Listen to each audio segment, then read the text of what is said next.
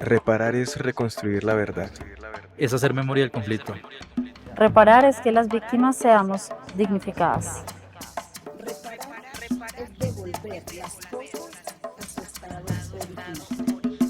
Reparar es que no se repitan esos hechos. Esto es Hechos que Reparan. Historias de vida, oferta institucional, relatos, temas de interés. Hechos que dan cuenta de la reparación integral de las víctimas. Sintoniza Hechos que Reparan, un programa de la Unidad para las Víctimas.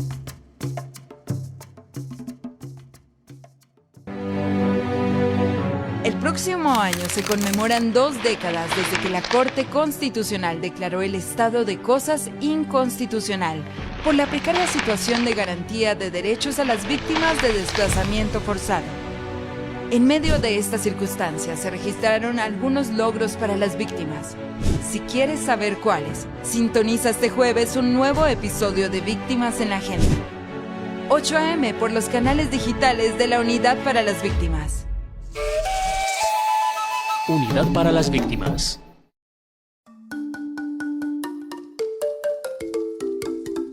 Es un gusto estar nuevamente en este programa, el espacio de las víctimas en la radio colombiana.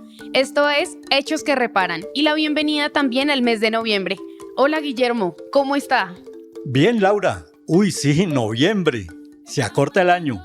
Un saludo a todas las personas que nos escuchan en los diferentes territorios del país, en especial a las víctimas del conflicto armado, quienes día a día se levantan a trabajar por sus familias, por sus comunidades, a exigir verdad y a trabajar por una Colombia donde algún día la guerra haga parte del pasado. Guillermo, para que la guerra haga parte del pasado hay que precisamente no olvidar nuestro pasado. Por eso hoy haremos un programa en donde nuestro centro será el pasado de muchas víctimas que sufrieron la guerra cuando eran niños y niñas. Y hablaremos de este presente de muchos niños y niñas que hoy, desafortunadamente, siguen siendo víctimas del conflicto. Esto es Hechos que Reparan. Bienvenidos. Hechos que Reparan. Mesa Nacional de Participación Efectiva de las Víctimas, Bogotá, 8, 9 y 10 de noviembre. La máxima instancia de representación. ¿La Mesa Nacional? ¿Cómo así? Sí, se trata de la máxima instancia de representación de las más de 9,5 millones de víctimas del conflicto armado en Colombia y congregará alrededor de 400 víctimas de todos los departamentos para fortalecer la participación como un derecho fundamental, conforme lo establece el gobierno del presidente Gustavo Petro. Mesa Nacional de Participación Efectiva de las Víctimas, 8, 9 y 10 de noviembre. Un espacio de incidencia para alcanzar su reparación integral y construir paz. Unidad para las Víctimas. Cambiamos para servir. Laura, ¿su merced ha escuchado la palabra trocha? ¿La utiliza? ¿Eso como a qué le suena? Trocha, claro, Memo. En los territorios rurales se usa mucho. Es como un camino que por los pasos constantes se vuelve un sendero tradicional y quien lo recorre se siente entre la naturaleza. Hay muchísimos porque se hacen justo allí, donde no hay carreteras. Puede ser, Laura, y quizá de ese camino, de por allí toma su nombre esta historia en el resguardo indígena Monaya Huinaima de la comunidad Huitoto en Caquetá, un proceso que la Unidad para las Víctimas conoce como Ruta de Reparación Colectiva Étnica.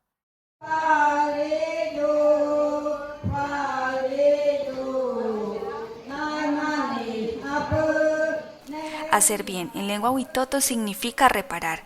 Por esa razón, el proceso que la Unidad para las Víctimas conoce como Ruta de Reparación Colectiva Étnica adquirió esta denominación entre los y las integrantes del resguardo indígena Monaya Huinaima de la comunidad Huitoto en Caquetá. Así nos lo cuenta la gobernadora Luz Melli Patiño Muñoz. Porque pues es un camino, ¿cierto? Después de haber pasado el conflicto armado, empezamos ya a caminar sobre esta trocha que empezamos pues a limpiar el camino, a quitar obstáculos del camino y empezar a generar a la comunidad, primero que todo, el tema de la armonización que habíamos pues dejado a un lado, a un ladito, porque el tema del conflicto armado pues nos dejó prácticamente en un espacio donde encontramos la ciudad, el atropello de la ciudad, el atropello de los carros, nuestra forma de comer, nuestra forma de vivir y encontrar que no tenemos una chagra. Su trocha como colectividad étnica inmersa en un proceso que les permitirá subsanar los daños que la guerra les ocasionó apenas comienza. Como lo menciona Erika Palomares Córdoba, profesional psicosocial a cargo de este proceso de reparación colectiva. La comunidad del Cabildo Indígena Monaya Huinaima se encuentra en la segunda fase de la ruta de reparación colectiva y en el mes de noviembre se instalará la consulta previa para seguir avanzando en este proceso. Es una comunidad que no cuenta con territorio y que eso implica grandes retos para el avance en la ruta, pero además de ello compartir con ellos y ellas en el diálogo y en la construcción, pues ha implicado que se pueda aterrizar el lenguaje y también el modelo de la ruta al territorio. La necesidad de entender desde sus saberes ancestrales el significado aporta aún más sentido a la causa de la reparación integral. Entonces es ubicar con la autoridad tradicional y las instituciones que van a poner también esa herramienta para poder abrir esa trocha bien y ver el fruto que se va a sembrar en esa tierra, esa recolección de semillas que tenemos y que esa recolección de semilla es el bien para nosotros. Eso ha resultado maravilloso porque es poder acercar a veces ese lenguaje centralizado y a veces eso que se entiende desde afuera a un territorio que lo comprende distinto y que poder hablar entre la institucionalidad y también las comunidades pues se puede lograr, se puede entretejer, se puede remendar y a partir de allí pues poder hacer un ejercicio mucho más responsable y mucho más consciente a lo que implica el diálogo y la construcción. En este caso, el lenguaje aporta valor a un proceso que ya se siente propio en aras del bienestar de esta comunidad que reconstruye su tejido social. Cambiamos para servir.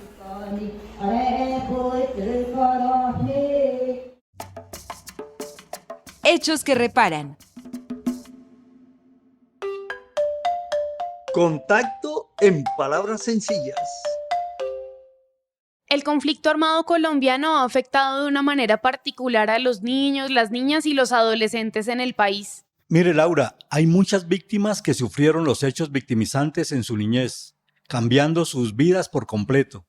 Para tratar de entender más sobre esta problemática, entramos en contacto con Víctor Hugo Olaya, de la Subdirección General de la Unidad para las Víctimas. Hola, un saludo a todos y todas. Mi nombre es Víctor Hugo Olaya, hago parte del equipo de la Subdirección General de la Unidad para las Víctimas.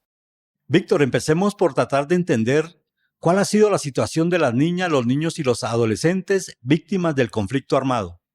Bueno, pues para empezar diciendo que la situación de los niños, niñas y adolescentes en el país es una situación preocupante. Antes de hablar del conflicto armado, podemos hablar de la situación que enfrentan frente a la garantía de sus derechos.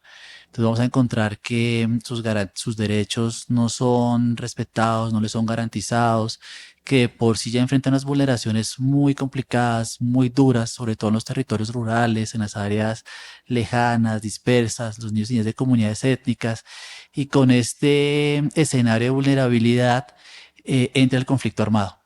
Y lo que ha hecho el conflicto armado es agudizar esa situación con la que ellos y ellas vienen enfrentando. Y hablar como de algunas cifras que creo que es importante tenerlas en cuenta en este trabajo que venimos haciendo. De las 9 millones de víctimas que tenemos aproximadamente registradas en el Registro Único de Víctimas, hicimos un trabajo con la Dirección de Registro y encontramos que 3.724.717 eran niños y niñas al momento de sufrir las afectaciones. Si ustedes entran hoy en día en la página de la unidad van a encontrar una cifra distinta, pero tiene que ver porque a hoy son niños y niñas, entonces esa cifra va cambiando. Pero estamos hablando del histórico. Esas son las afectaciones que tenemos. Es decir, casi un 40% de las víctimas del Registro Único de Víctimas sufrieron estos hechos siendo menores de 18 años. Y creo que eso da cuenta del panorama. del panorama tan grave, tan difícil, lo complicado que es ser niño y niña en este país. A esto se suman varios estudios que se han realizado. Por ejemplo, recordemos el que salió hace poco en la Comisión de la Verdad, en su informe No es un mal menor, donde da cuenta de los impactos en 3 generaciones de niños y niñas. Es decir, esto no es una cuestión de los últimos años, desde el 2000, sino que es desde antes. Y desde ahí los retos que tenemos, ¿no? De, por ejemplo, de como institucionalidad, como el Estado, qué estamos haciendo para atender a los niños y niñas que han sido víctimas, pero también qué estamos haciendo para evitar que eso suceda, ¿no? Que eso es importante entenderlo en el área de todo esto que llamamos protección integral. Víctor, de todos estos niños y niñas que sufrieron y siguen sufriendo los efectos del conflicto armado, cuéntenos un poco de cuáles son los hechos victimizantes que particularmente afectan a la niñez. Ustedes saben que nosotros en el registro tenemos unos hechos que son los cuales ingresan al registro, ¿no? En todos están los niños y las niñas. Entonces, por ejemplo, vamos a tener niños y niñas víctimas de acto terrorista, atentados, combates, enfrentamientos, que este histórico son 18.031, pero también están frente a la amenaza, delitos contra la libertad e integridad sexual, desaparición forzada, en desplazamiento. Obviamente la cifra es muy alta porque saben que se desplazan las familias y con las familias van los niños y las niñas, que son los más que van ahí. Entonces, por ejemplo, en desplazamiento forzado vamos a tener una cifra de 3.426.000 niños y niñas afectadas por el desplazamiento. Homicidio, han sido víctimas de mina antipersona, secuestro, tortura, todos estos hechos que tenemos en el registro único para víctimas, y desde luego una situación que es de pronto la que más tiene los ojos encima, que es la vinculación al conflicto armado. ¿Sí? De esto podemos hablar de una cifra aproximadamente 7.500 niños y niñas que han sido en el registro único de víctimas, pero eso no es el total de victimizaciones, ¿no? Porque en el registro van unos, pero sabemos que los registros son mucho más amplios que hay otros datos. A ver, Víctor, una cosa. Cuando usted habla de vinculación en el conflicto armado, ¿se refiere al reclutamiento forzado? Cuando estamos hablando de vinculación de los niños, niñas y jóvenes al conflicto armado, estamos hablando de 2 fenómenos. La vinculación como esa sombrilla gigante que se entiende en la política pública, como cualquier tipo de acercamiento, relacionamiento de un grupo armado con los niños y niñas y adolescentes para cualquier tipo de acción. Eso es lo general, pero hay unas maneras específicas en que esto se presenta. 1, el reclutamiento. Y creo que todos y todas tenemos la imagen del reclutamiento. El niño y la niña que está en el campamento, que hace parte directa del grupo armado, de una estructura, que responde a unas órdenes. Pero también está el uso y la utilización, que es la otra forma que no implica que esté, por ejemplo, en los campamentos, pero sí que le hacen favor a estos grupos armados. Ojo, ya lo que hay que tener en cuenta es que muchas veces estas relaciones de utilización no tienen que ver con actos ilegales. Por ejemplo, puede estar el grupo armado que tiene al pelado en un puesto en Medellín vendiendo arepas, haciendo control. Vender arepas no es algo ilegal. Pero está vendiendo arepas, pero está haciendo control de la zona y está mirando. Entonces, no siempre son actos ilegales. Si nosotros hablamos de reclutamiento forzado, estamos dando por hecho que hay uno que es voluntario. Y no. Obviamente hay unas situaciones de contexto que empujan a esa decisión, que eso está ahí y hay que analizarlas. Pero además, si nos paramos desde una lógica de los derechos de los niños y las niñas, 1, esa decisión no fue totalmente informada. A ellos no les explicaron todo lo que les iba a pasar. No sabían. Entonces, es una decisión que ya está de por sí viciada. 2, cuando se quiere escapar del grupo armado, ¿qué pasa? No los dejan. ¿Sí? Entonces, cuando estamos en ese tema de enfoques de la mirada de esta situación de niños y niñas, reclutamiento forzado no existe. Todo reclutamiento es forzado, independientemente de que haya o no haya fuerza. Ante esta situación, ¿cómo atiende y repara la unidad para las víctimas a los niños, niñas y adolescentes en el conflicto armado? Bueno, desde la ley 1448, todas las medidas que están dispuestas para las víctimas del conflicto armado también están para los niños, niñas y adolescentes. Entonces, ¿cómo tenerlo en cuenta? Obviamente, desde sus particularidades, hay una forma en cómo se aterriza y cómo se les llega de manera distinta. Entonces, por ejemplo, también para los niños y niñas víctimas de desplazamiento está todo lo de atención y ayuda humanitaria, eso está ahí. También hay algunas labores que se hace en los planes de contingencia, esa formación que se le hace al Ministerio Público con aras del enfoque y de decirles cómo los planes de contingencia de tener en cuenta a los niños, niñas y adolescentes. Eso se realiza. Por ejemplo, en la parte de las medidas de satisfacción, la exención del servicio militar, que eso es importante tenerlo ahí. O sea, las víctimas no tienen por qué prestar servicio militar.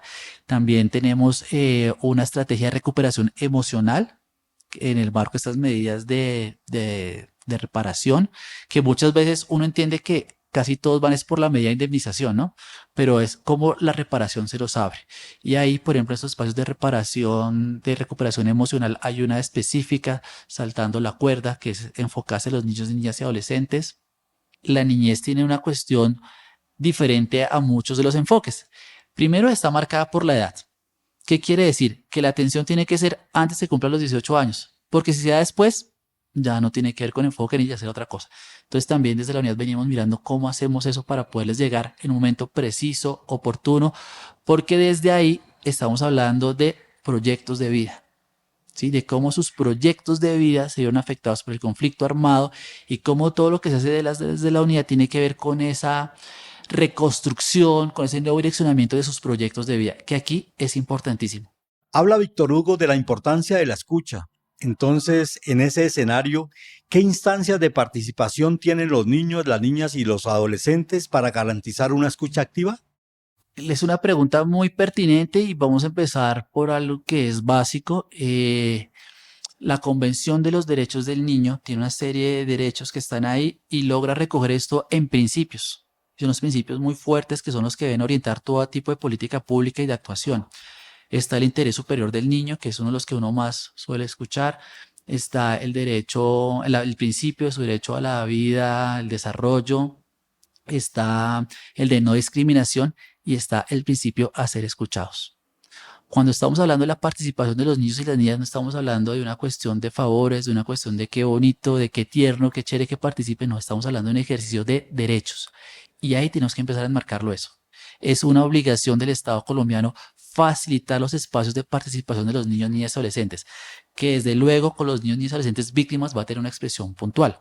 Por ejemplo, el protocolo de participación de los niños, niñas y adolescentes víctimas, que actualmente está en vigencia y que algunos municipios han implementado, lamentablemente no son todos, muchas veces por las dificultades en su implementación, pero otras veces por esos imaginarios que hay de los niños y las niñas se dedican a jugar pero no a participar, que son los imaginarios que tenemos que cambiar. Entonces, este es el protocolo que está en marcha. Actualmente la unidad viene haciendo un ejercicio de revisarlo, de cómo está funcionando, cómo podemos mejorar ese protocolo de participación. Y también tenemos unos retos muy grandes y es la participación, por ejemplo, en retornos y reubicaciones. Cómo se tiene en cuenta la opinión de los niños y las niñas ahí, sobre todo porque muchos de esos niños y niñas, una vez han sido desplazados, no se quieren regresar a sus territorios porque ya han establecido una nueva vida, por ejemplo, en la ciudad. Tienen nuevos amiguitos, nuevas amigas, han encontrado unas dinámicas distintas, no les llama la atención de volverse al campo, entonces, claro, es las dificultades porque el que se quiere regresar es el adulto. Entonces hay una tensión muy fuerte muchas veces en las familias y lo que creemos es, pues se tendrá que regresar porque es una decisión del adulto que es el responsable, pero cómo en esos planes de retorno y reubicaciones se tiene en cuenta a los niños y las niñas precisamente para que en ese regreso pues la experiencia no sea tan traumática. Gracias, Víctor Hugo, por estar en contacto. Hoy en Hechos que Reparan. Es muy importante el trabajo que se hace para reconocer las afectaciones que ha tenido el conflicto armado en las niñas y los niños del país. Y bueno, hacerlo saber. A ustedes y bueno, aprovechando que es noviembre, recordar que ahorita el 20 de noviembre es el Día Universal del Niño. Es un día donde conmemoramos la entrada en vigor de la Convención de los Derechos del Niño, que es el tratado internacional que más estados han ratificado. O sea, los estados siempre tienen como sus pereques frente a ratificar estos tratados, pero es el que más estados ha ratificado. Es decir, es un consenso del mundo frente a los derechos de los niños, niñas y adolescentes. Colombia hace parte de ese consenso. Entonces, como tengamos en cuenta que es el 20, como que esta fecha la podamos tener ahí en cuenta y decirles que los niños y las niñas no son el futuro, son el presente del país. Y como presente tenemos que trabajar de la mano de ellos y ellas. Hechos que reparan. Una historia, una vida, historia de vida. Miles de relatos llenos de esperanza que se convierten en hechos que reparan, como este de Karen Aragón, una mujer desplazada de su territorio por el conflicto armado. Nacida en Buenaventura, Valle del Cauca, hoy narra su historia desde otro país, donde sueña con ser chef y tener un restaurante con los sabores del Pacífico. Mientras hay vida, hay esperanza, dice. El poder transformador de las víctimas del conflicto armado son la potencia para la construcción de la paz. Sus voces cuentan historias de dignidad y resiliencia. Sus voces inspiran.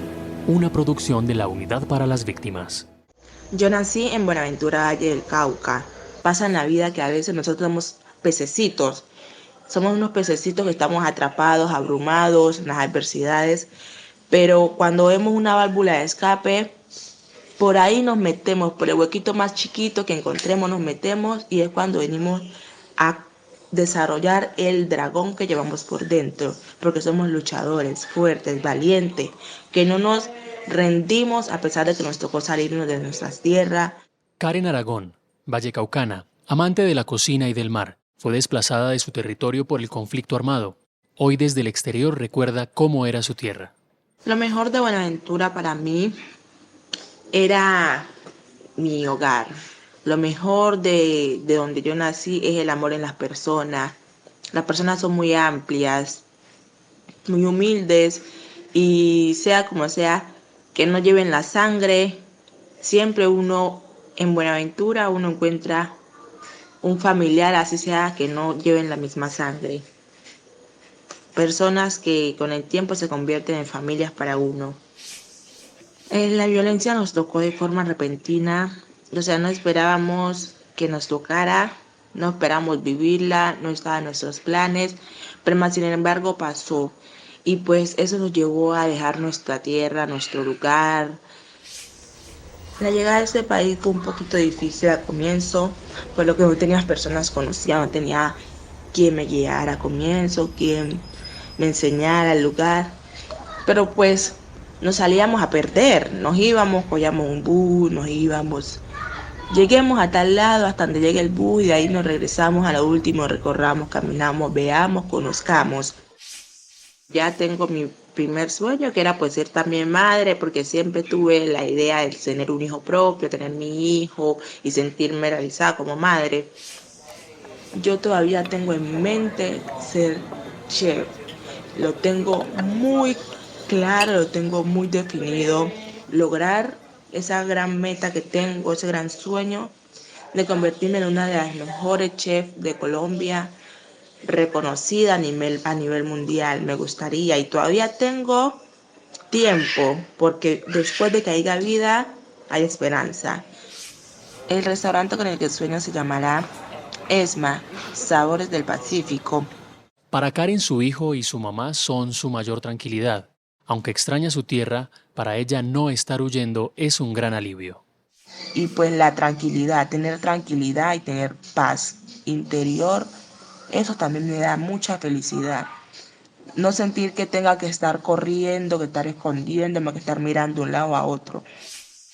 Las heridas del pasado las he ido sanando, asistiendo a charlas con psicosocial, compartiendo experiencias con personas que han vivido iguales cosas o peores cosas que mí. Entonces, pues, al compartir experiencias, al compartir ideas, uno va desahogando. O sea, a medida que uno se va desahogando, uno va como descargándose y dejando todo atrás. No lo olvidamos, claro que no, pero aprendemos a vivir con ello. Aunque a Karen el conflicto armado le ha arrebatado mucho, no ha podido quitarle sus sueños. Y ese es hoy su mensaje para otras víctimas.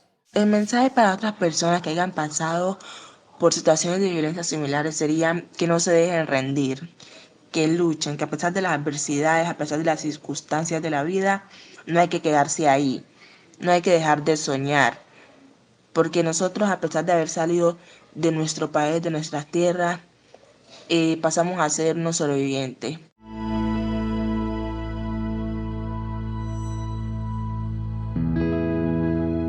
Colombia necesita de las voces de las víctimas y de su experiencia para construir un mejor país. Hechos que reparan.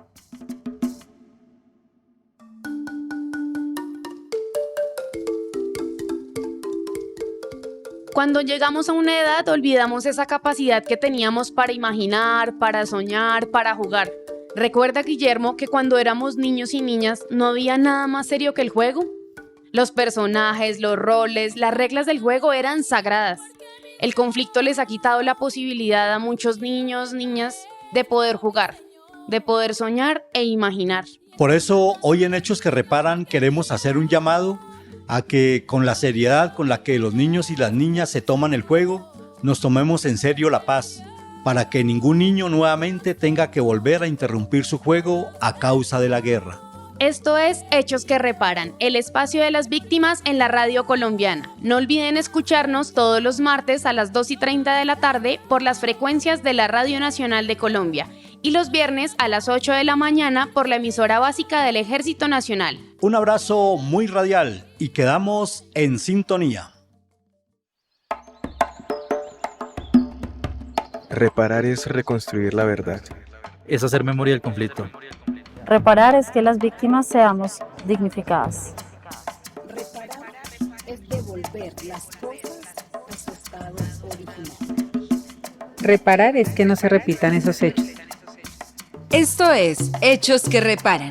Historias de vida, oferta institucional, relatos, temas de interés. Hechos que dan cuenta de la reparación integral de las víctimas. Sintoniza Hechos que Reparan, un programa de la Unidad para las Víctimas.